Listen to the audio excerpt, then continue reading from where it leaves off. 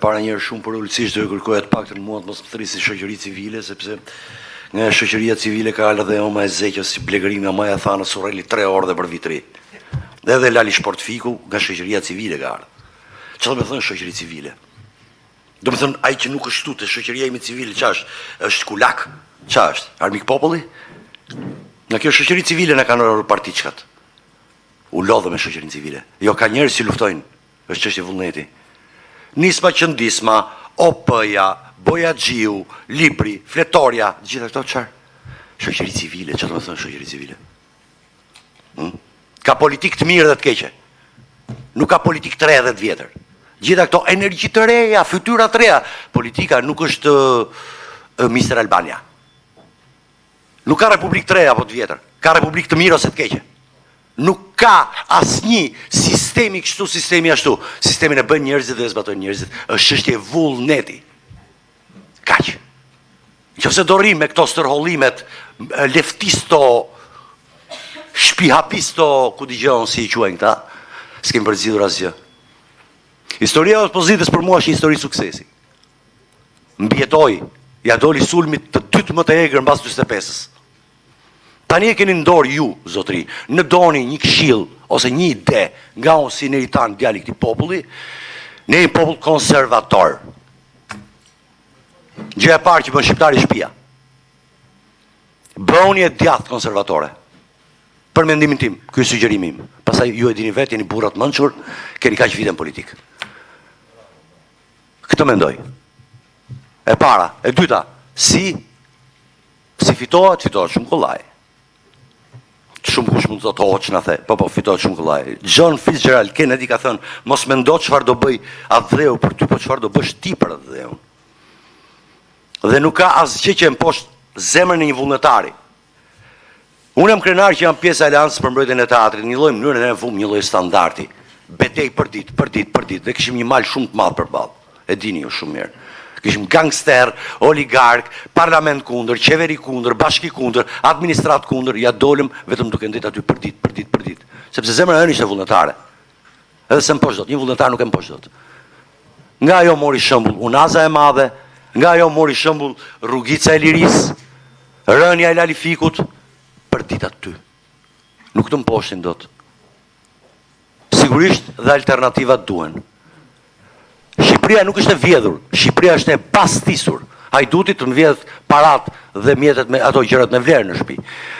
Kurse këta e kanë vjedhur, kanë thyer dhe ato që s'u duan, i kanë zhvatur edhe suvan dhe e kanë djegur Shqipërinë. Shqipëria është në anarki moderne. Asgjë nuk funksionon. Parlamenti është qesharak, qeveria janë gjithë për hallën e vet, kush do vjedhë më shumë se tjetri, kush do rrim pushtet më gjatë, kush do korruptojë më shumë. Dhe ne merremi me paran. Paraja është elementi i fundit i korrupsionit. Korrupsioni fillon këtu dhe këtu. Në qoftë se zgjedhim njerëz me shpirt fort dhe me mendje të thjellët, në qoftë se i shkohet qytetarit dhe shikohet drejtën e sy, atëherë fiton. Sepse këto produkte të rrjeteve sociale dhe e këtyre stërkaleve të pështymës historike në objektiv e studiove të kamerave, të studiove të bëra me pleksiglas i antigjenik, nuk çojnë as gjikundi. Qytetarit në krah, për ditë aty, edhe fiton. Unë këto dy gjëra sugjeroj. Një riformatim ideologjik, sepse në fund fare partitë janë bashkimi njerëzve që kanë të njëjtat ide dhe krijojnë një ideologji për të fituar. Këtë sugjeroj unë si Neritan. Edhe të mos ndalohet kurrë. Në fund fare, çdo gjë është çështje vullneti. Edhe rilindja e fundit që të mbyll, kërkoj ndjes, edhe rilindja është një fenomen njerëzor. Ka një fillim, ka dhe një fund, e dim të gjithë. Problemi është çfarë do bëjmë për më mirë, çfarë do bëjmë ne për vendin tonë. Kaq kisha. A mund ta marrim fjalën te ne, ju lutem, se i përzgjedh shumë këto minutat dhe të folurit. Atëherë, duhet edhe pak dhunë që të marrësh edhe këtë të flasësh. Unë jam përfaqësues i shoqatës biznesit të vogël dhe të mesëm të Shqipërisë, quhem Albert Nasto. Kam ardhur këtu bashkë me dy kolegë dhe do ju them, jam i nderuar sot, jemi të nderuar si shoqat kaq e madhe, jemi të nderuar që jemi në këtë tavolinë, me këta njerëz kaq të nderuar dhe kaq luftëtar. Po nis shpejt, sakt, ato 3 minutë që mos e kaloj, po them që biznesi është ditë e zezë sot për biznesin, që asnjë nuk e përmendi këtu, po e përmendun që u doq tregu i madh dje me 2000 biznese, me gjitha ato lekët ose ato të gjitha të mirat materiale që kishin financiare u doqën u lanë atje. Ne besojmë se ai është djegur qëllimisht. E doqën nga oligarkia, po. Kullat e kanë djegur. Ja u them unë ju 100%. E doqën mafja e kullave, kokaina. Po gjithashtu. Do ndërtojnë aty, ka që gjithë puna. Po gjithashtu. Dua të theksoj se tërky Rebesh, tërky Shi, në shumë qytete, Durrës, Fier, Vlorë, Gjirokastër, Shkodër dhe shumë qytete tjera që mediat ndofta nuk e kapin dot nga që është një aktivitet shumë i madh i gjendjes së biznesit sot, me mira biznese janë të mbushura me ujë dhe të shkatruar çdo qindark të tyre që kanë hedhur si familje në ato biznese. Ne kërkojmë këtu, me që jemi këtu, por kërkojmë nga antarët e Këshillave Bashkiak, që keni ju si parti, kushdo që ndodhen, PD-ja, apo LSI-ja, apo partitë e tjera opozitare, të kërkojnë Këshillin Bashkiak dhe ne bashk, sidomos të Durrësit dhe të qyteteve që kanë pësuar një dëm shumë të madh bizneset, por jo vetëm bizneset, por dhe qytetarët që dëm shpërblen qindark me qindark.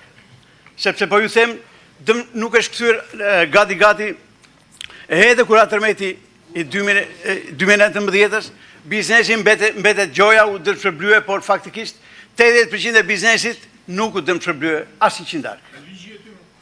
Atëherë, kjo ishte si filles. Por mund t'jap ca dhëna që këtu ndoshta dikush dhe s'mund t'i di këtu, po them që gati në 2014 kanë qenë 210.000 biznese në Shqipëri, operonin.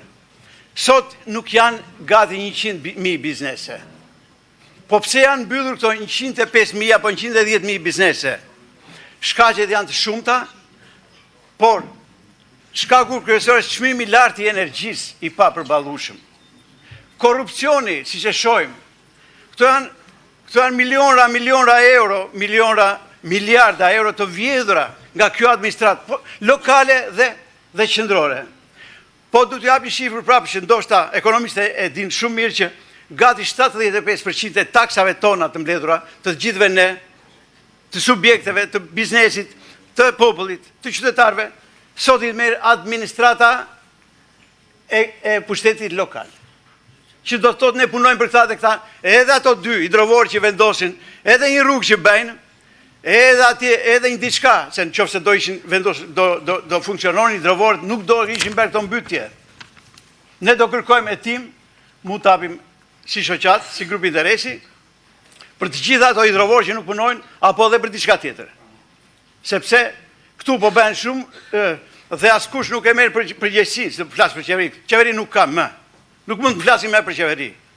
Këtu kemi ardhur japim një zgjidhje reale. Të japim një zgjidhje reale çfarë do bëjmë nesër. Sepse mjaft më, boll më. Nuk ka nevojë që të dalim për konferenca të themi është vjedhur kaqja edhe aqja, kur e dim shumë mirë që këta kanë kjo oligarki e ushqimeve e të gjithave. Kjo oligarki sot po shkatron gjithçka. Prandaj themi që ne jemi të gatshëm që të bashkohemi, kemi qenë bashk, do jemi bashk, do jemi me të drejtën e Zotit, me të drejtën e kushtetutës, po me drejtën e si biznese, se për fundit Shqipërinë e mbajnë biznese të vogla dhe të mesme dhe të mëdhaja. Po të mëdhajat përgjithsisht, se tha Zoti në Renzi, janë kthyer një oligarki. Po të shikojmë janë oligarkë që po grabëllojnë gjithçka nga pasuritë tona dhe po shkatrojnë biznesin e vogël. Edhe njerë ju lutem shkurt pa evidentuar problemet se i dim, vetëm sugjerime. Ne jemi si grup interesi. Jemi gati që çdo lloj vendimi të marrë politika shqiptare këtu opozita, pa përmendur çfarë parti, po gjitha partitë shmendim do dalin, ne do jemi shesh me juve. për të mirën tonë dhe për të mirën e të gjithëve.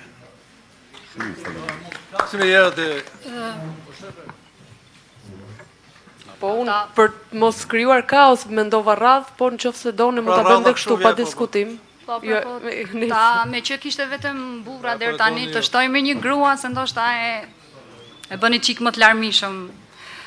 Blerina Gjyriqi, edhe unë jam e shoqatës së biznesit në fakt, mirë po nuk dua të ndalem tek biznesi për shkak se Alberti e zauroi.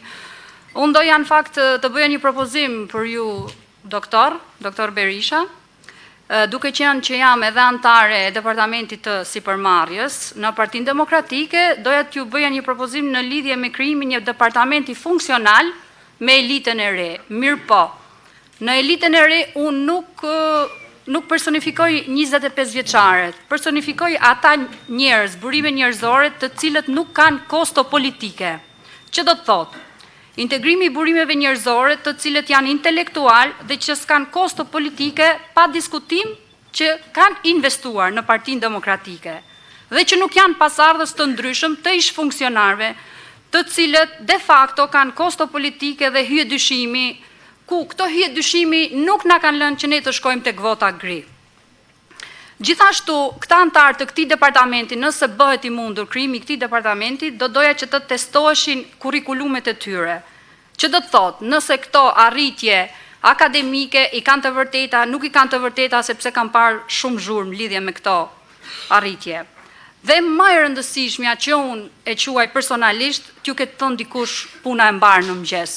Sepse kemi politikanë të cilët ndoshta nuk kanë punuar asnjëherë dhe na kanë dëmtuar në imazhin e partisë tonë. Të jenë familjar të rregullt, duke qenë që për Partinë e Djathtë, familja është shtylla kryesore. Të kenë të kenë empati në një grup të caktuar të shoqërisë tonë, siç mund të jenë jurist, ekonomist, dentist, inxhinier dhe të tjerë. Dhe unë mendoj personalisht nëse formohet një ekip i tillë me meritokraci dhe pa qoka, mendoj që mund të krijojë një frym pozitive në Partinë Demokratike për zgjedhjet e 2029-s. Faleminderit. Duhet kemi parasysh që tryeza është më shumë e fokusuar për antarët jo të PD-s, për shoqërinë civile, për qytetarët angazhuar. Ka mundësi? Kështu që, po, vazhdo sot Jasimi. A ka mundësi këti si ke ngel vetëm majtas ti? Sepse unë respektoj radhën. Jo më radhën, je vetëm majtas, nuk ka radhën. Po, që të vazhdo, unë jam djathtas, po, që të vazhdo të kështu shkurt, ju nuk respektoni kohën. Kemi përsan 2 gjërë se ku posim ledhje PD-ja.